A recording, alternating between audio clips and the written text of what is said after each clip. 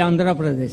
अच्छा, मेरा सवाल है, एक लड़की का शादी एक लड़का से हुआ, उन लोग 5 भाई आए, लेकिन बड़ा भाई से शादी हुआ। अच्छा, वो मर गया, सेकंड वाला को शादी किया, वो भी मर गया, तीसरा को शादी किया, वो भी मर गया, लास्टली सबको शादी किया, लड़की भी मर गया। वो लोग मरने के बाद में किसकी बीवी है?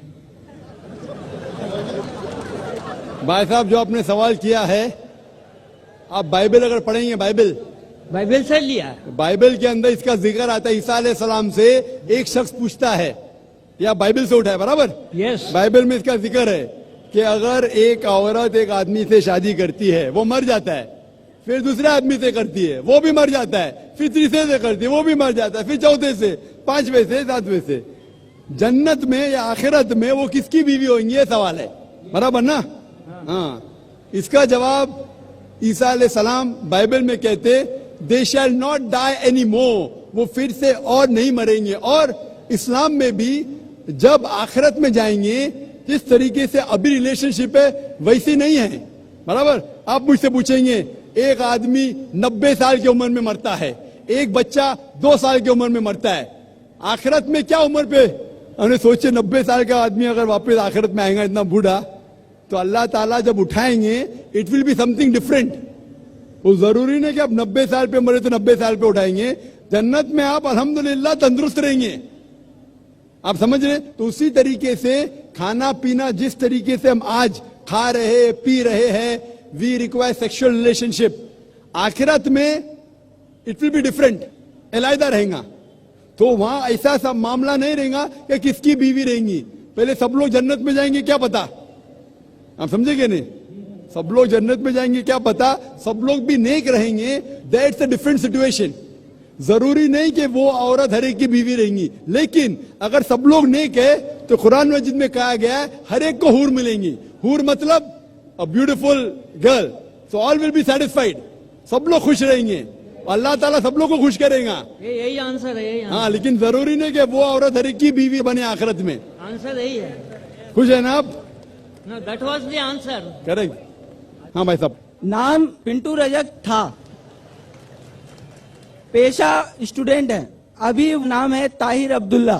सवाल यह है कि एक तरफ इस्लाम में ये कहा जाता है कि अपने वालिदाओं को मतलब उनकी खिदमत करना जरूरी है, तो अगर मेरे ईमान लाने पे उन लोगों को तकलीफ है और मेरे ईमान पे, मेरे नमाज पे पढ़ने पे उन लोगों को तकलीफ है, तो इस हाल में क्या किया जाए? ईमान पे मतलब कमजोरी आती जाती है।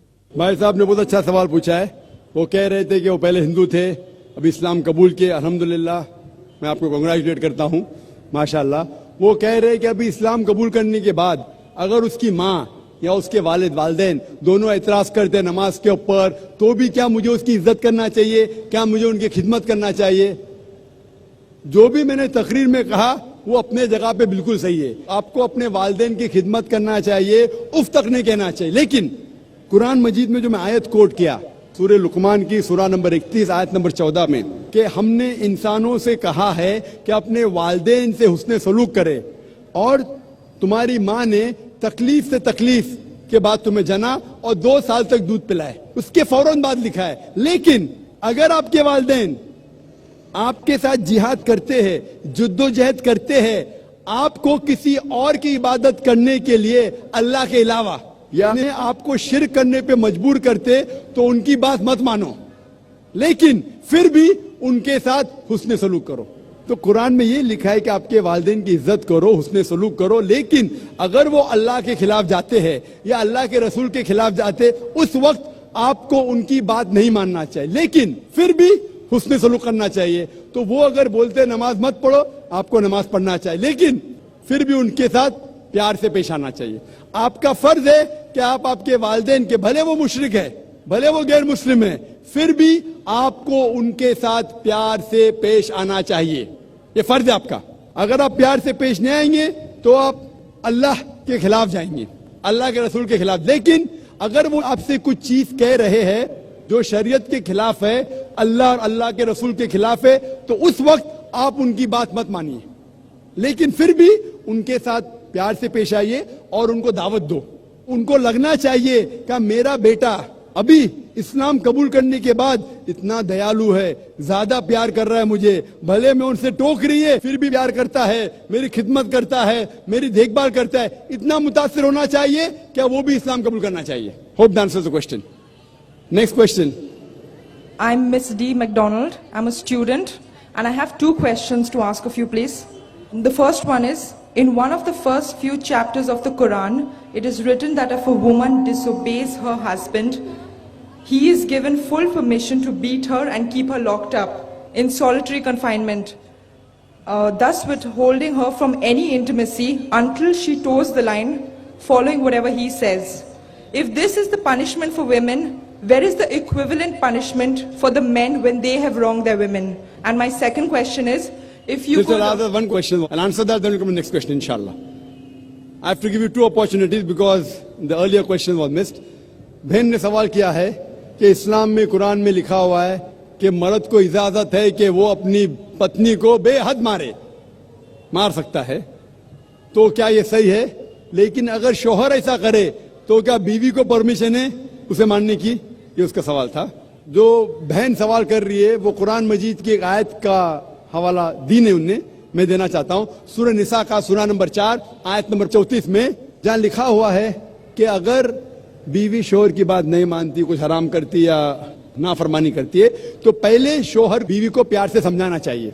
नहीं समझती है तो उसको डांटी दे सकता है. उसके बाद बिस्तर पे नहीं साथ में रहना चाहिए. यानी इट्स अ ग्रेटर पनिशमेंट. पहले प्यार से समझाओ, फिर डांटी दे के बोलो, फिर बिस्तर पे मत सो साथ में. उसके बाद अरबी लफ्ज है दरबा, आप उसको लाइटली मार सकते हैं. और हदीस में आता है कि अल्लाह के रसूल फरमाते हैं ये लाइट मारना की मिसाल है कि मिसवाक से मारना. मिसवाक मतलब नॉट टूथब्रश, टूथब्रश से आप पीट भी सकते, होता ना हैंकरचीफ या रुमाल से मारना. It is a symbolic beating. और अल्लाह के रसूल फरमाते जब आप बीवी को मारे तो कभी चेहरे पे मत मारो, ऐसा मत मारो कि निशान रह जाए. उसका मतलब ये मारना सिर्फ एक चेतावनी है, कह रहा है आप लिमिट के बाहर जा रही है. तो ये मारना is more of a symbolic beating, it is not a physical pain. वो शौहर जब बीवी को मारता है उसको दर्द पहुंचाने के लिए नहीं मार रहा है, क्योंकि अल्लाह के रसूल ने कहा कि चेहरे पे मत मारो, निशान नहीं आना चाहिए. उसका मतलब आस्ते से मारो. क्यों? मतलब ये आप अपनी हद पार कर चुकी है, ये अल्टीमेट वार्निंग है.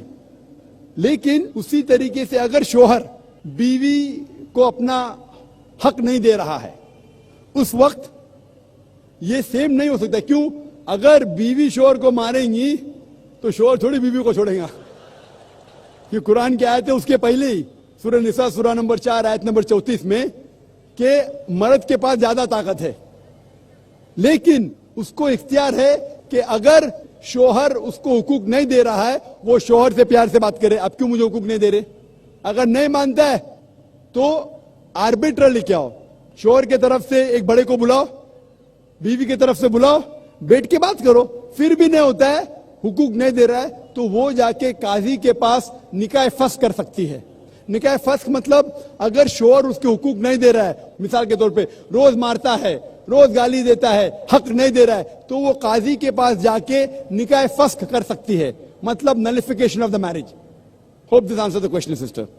आपका कोई दूसरा सवाल है तो आप पूछ सकते हैं, आप या दूसरी कोई गैर मुस्लिम खातून.